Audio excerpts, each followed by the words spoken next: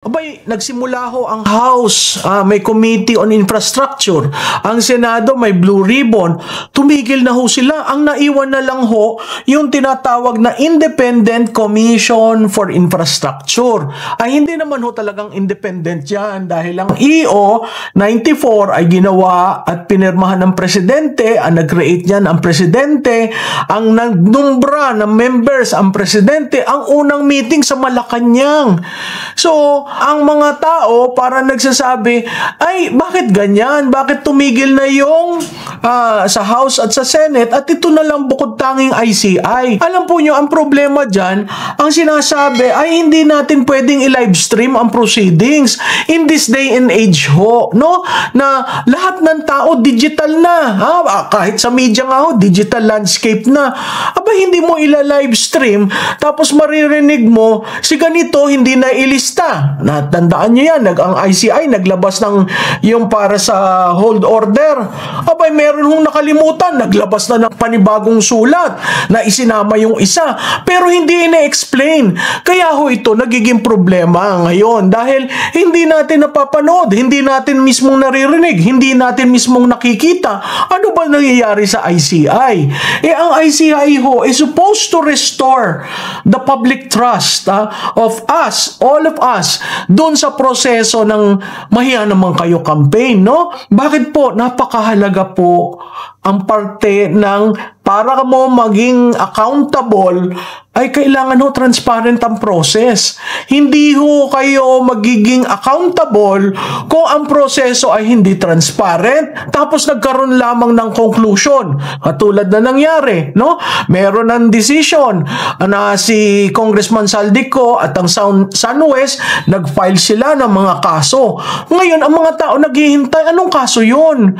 Diba? Ang tinatanong natin, paano? Kasi ang gusto natin malaman, yung bang flood control project sa aking lugar ay ghost o substandard, no?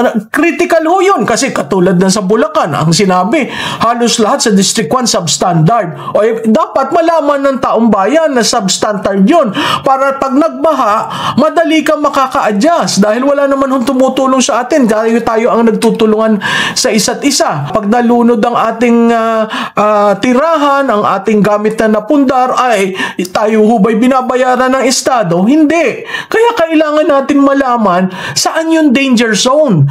Ito pala, nagkaroon ng proyekto dito, pero substandard or nabayaran na, tapos na, pero ghost project. No, napakahirap po niyan. So, makikita natin dyan sa ICC, hindi isinasa publiko. Creation siya ng Executive Order 94 to investigate, receive, gather, evaluate evidence. Ang pag-evaluate ng evidence pala po, hindi kasama ang taong bayan, no? Samantalang ang taong bayan, ang ground level, ang pwede magsabi, hindi yan totoo kasi ito nangyayari sa aming lugar. Ngayon, kung sila yung 3 o 4 na mga nanumbrahan dyan, nasa air-conditioned room, nakikipag-usap, magtataka ka, ano kaya nangyayari doon? Ang una kong signos para sa akin, yung may isang kontraktor na nagbalik ng SUV, malaking sasakyan, no? Tapos nagkamayan sila ng kontraktor at ni head ng ICI. Anong ibig sabihin ng kamayan? Okay na? Mali naman ho yun. Kasi taxes ho natin Yun na yata ang hindi nakukuha ng ICI na nagkakaroon tayo ng problema. So, pag closed door policy, yan ang policy nila ngayon, ng ICI, abay no public or media access. Mahirap naman po yun.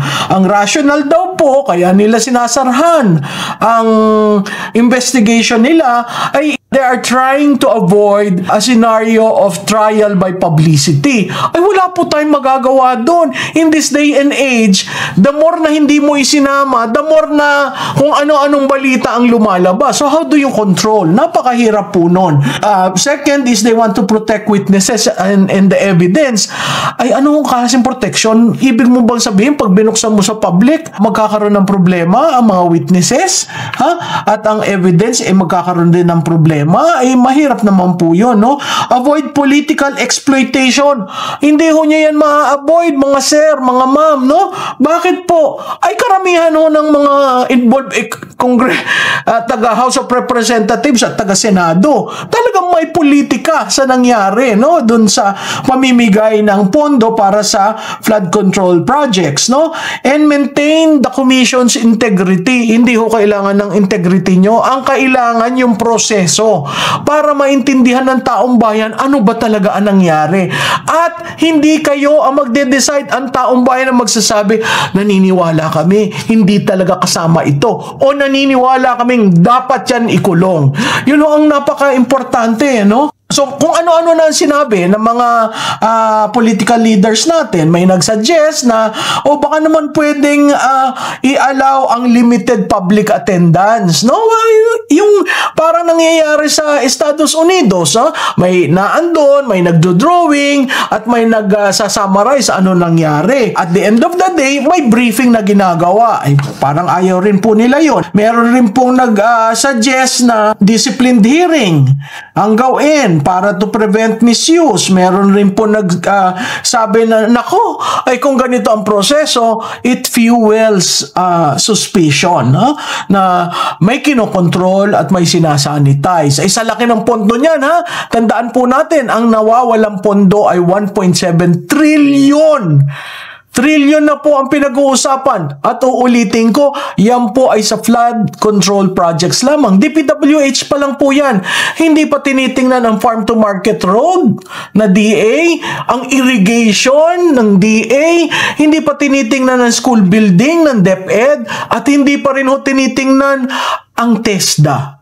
No? So, tip of the iceberg, hindi ho natin nakikita yung ilalim. Abay, kung 1.7 trillion ang nawawala at ang ating budget ay 6.7 trillion, abay, sandali lamang. Kaya hindi natin nararamdaman ang serbisyo ng gobyerno. No? So, ano ang importanteng malaman ng ICI? Ano ba ang expectation ng publiko? Ang gusto ng publiko, open congressional hearing, transparency in the accountability processes, no? Political sensitivity rin po dahil gusto rin po nilang malaman talaga ay yung bang hinalal ko nag-benefit. O kung lahat sila ay nag-benefit, sino yung bukod tanging congressman o senador na tumindig ng malinis? Dapat po yung palakpakan natin. Kasi hindi naman po kung may bulok na kamatis sa isang basket pag kayo na namamalengke, ay lahat na bulok. Kaya, di ba? Kaya inaaliso natin yung mga bulok na kamatis para yung magaganda ay ma-maintain natin. Yan, ganyan rin po ang nangyayari ngayon. So ano po ang current status as of October 7? Si ICI ay ganun pa rin ho, sarado. Closed door policy pa rin remains. Nakita natin na pumunta doon si dating DPWH Secretary Mark Villar. Hindi natin alam kung anong pinag-usapan. Nakita rin po natin ang Diskaya couple na pumunta doon. Hindi rin po natin alam kung anong pinag-usapan. Ang promise nila ng ICI, they will release verified evidence and submit recommendations to the Ombudsman once internal validation is complete. Ay, kailan ho yun? Abay, 90 days na ho. Simula na nag-declare ng mahiya naman kayo, wala pa ho tayong nakikitang report. Kahit nga ho sa AMLA aggregate lahat ang linalabas ng mga bank accounts. I-disaggregate nyo by sino yung mga na red flag. Para naiintindihan ng taong bayan at ang taong bayan ang gagawa ng konklusyon. Hindi na ho tanga ang Pilipino. Ang Pilipino ang gagawa ng conclusion para masabi niya sa sarili niya, yung tax kong binayad, nagamit naman pala ng tama. O, ang tax ko nawala dahil may nagka-interest.